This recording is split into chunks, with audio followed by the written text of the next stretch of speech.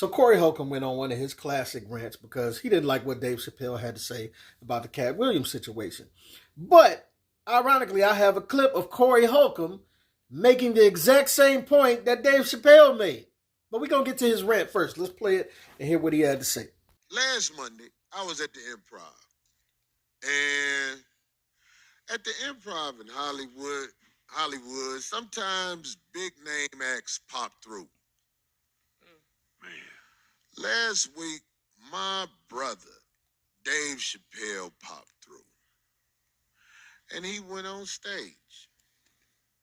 And, yo, I have done my best to try and keep my opinion to myself, but there's a reason I'm bringing out my opinion right now, because Mr. Katt Williams has ignited energy into the comedy community that I feel is absolutely necessary. And those who think differently, you're entitled to your opinion. But Katt Williams, whether it be all true or not, and have some false or whatever, he shook this game up.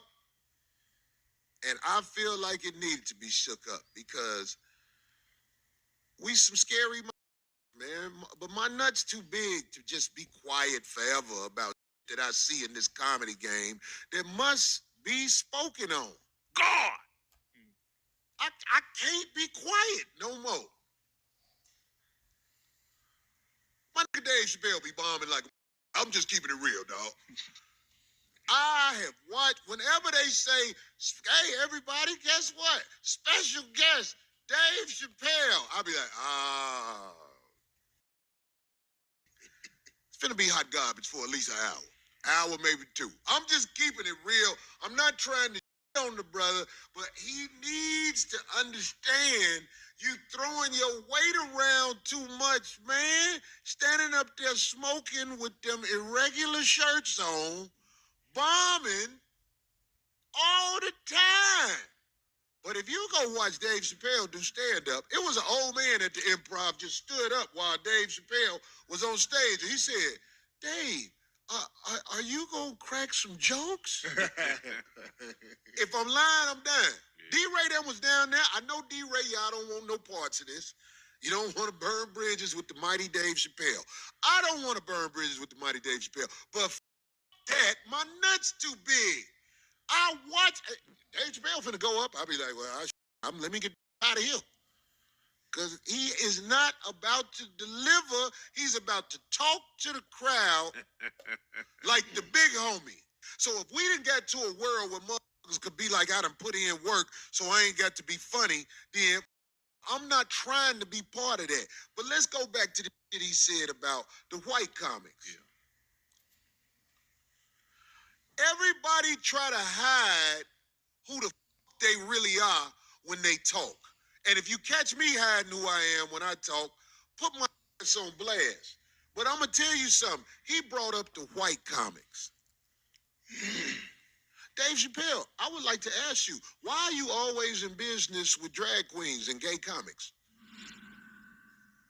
Most of the men around you that you have on the road opening up or whatever, some of them be, I know why Earthquake got a special. I know why Paul Mooney was on your show. Homie, I'm in these comedy streets. I know what's happening.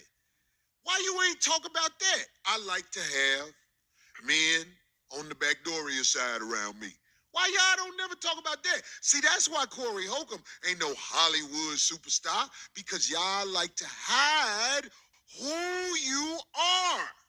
So instead of addressing the two main points that Dave made in his critique of the Katt interview, the one about no white comedians were mentioned in the whole thing, it was just all black on black crime. Corey just decides to insinuate that Dave's gay, much like he does any and everybody in the industry. Dave made another point where he says, Katt Williams act like he ain't never done nothing. He ain't never done nothing to nobody. And I want to play these two clips from Corey and Dave Chappelle and show you how similar they are and that they're saying the same thing.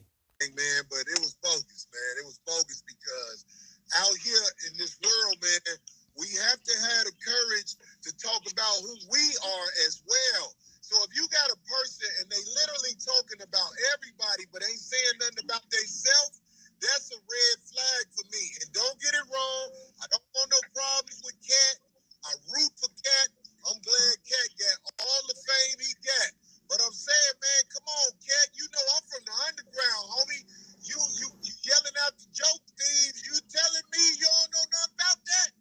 Hey, hey, come on now. And TV. Hurt people, but I am a hurt person that never hurt people. And he does it all the time. This one, that one, this one. But anything that you did wrong, you didn't do nothing wrong, Katt didn't do nothing wrong. And wreck TV. I'm going to bring you to that guy, Katt did this to me. So you can see how similar the responses were. Both of them were like, Katt, you act like you ain't never did nothing? Nothing, huh? Only difference is Corey was referring to Katt Williams stealing jokes, as he's accused so many other people of doing. And Dave was referring to the rumors of Katt beating women, as he talked about he going to bring a woman out there with a black eye, right? But I'm going to play the rest of what Corey had to say. But keep in mind, this is Corey's initial response to after the Katt Williams interview. Stop that joke stealing stuff. Cedric the Entertainer is one of the best comedians from our underground when we came up. Cedric the Entertainer, if you want to say he stole a joke, I don't know nothing about it.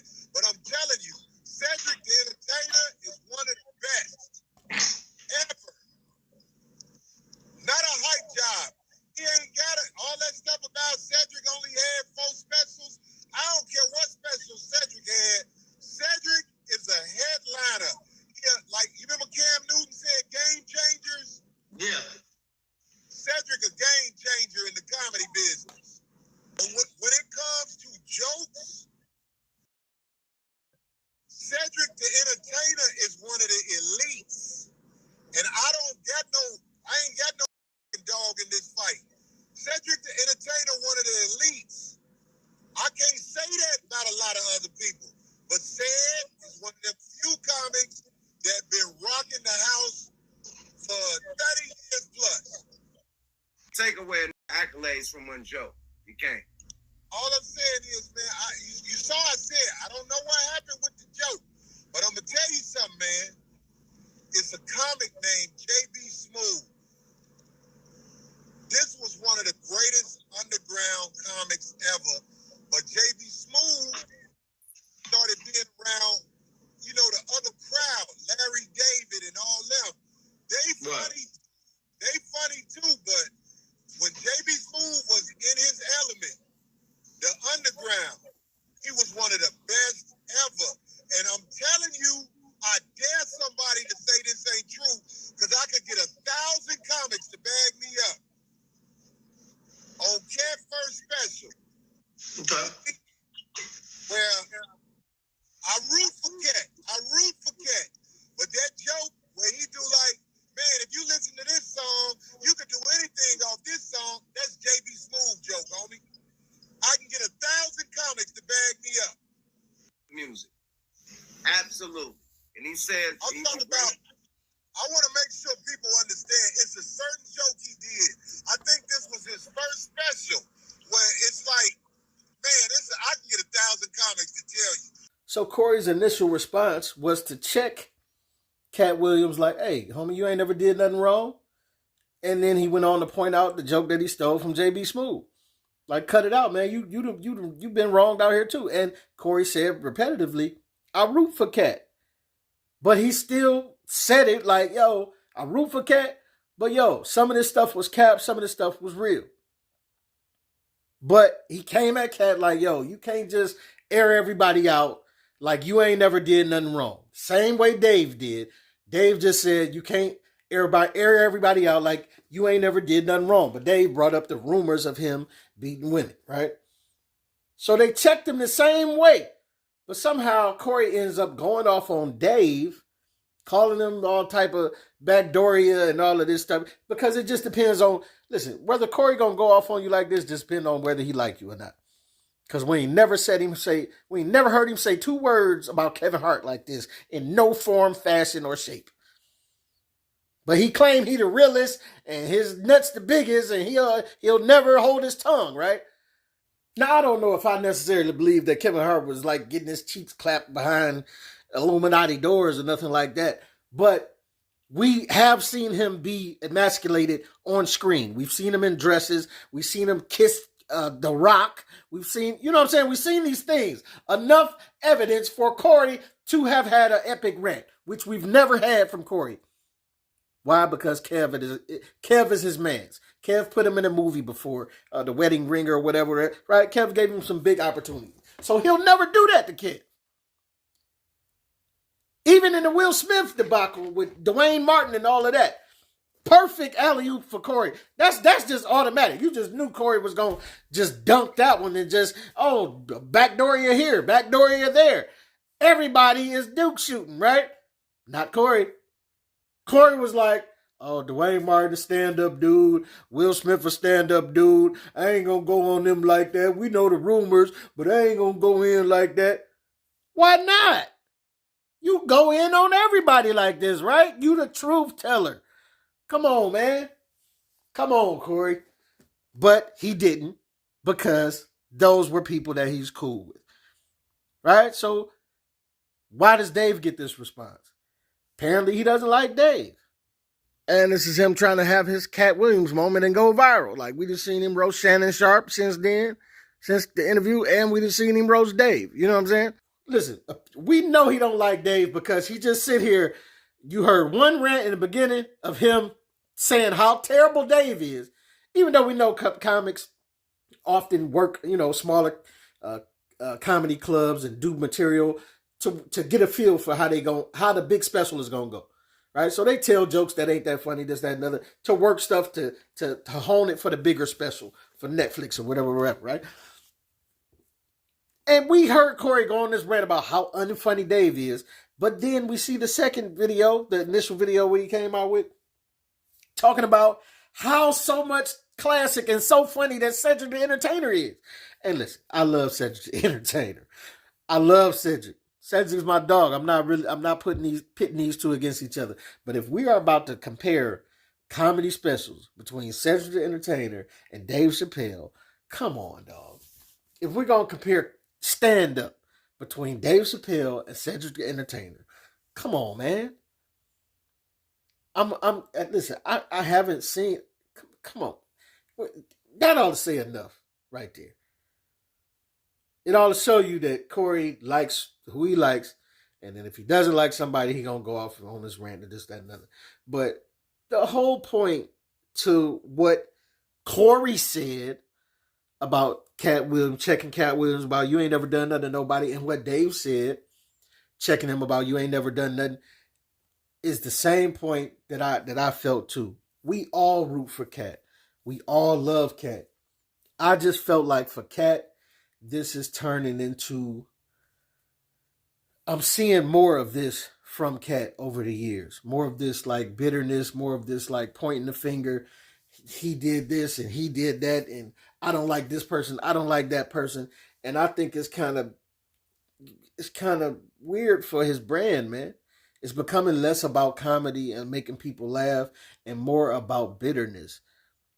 And I just don't think that's the way to go. But obviously people love drama. People love all the drama. So obviously it broke the internet because he aired everybody out.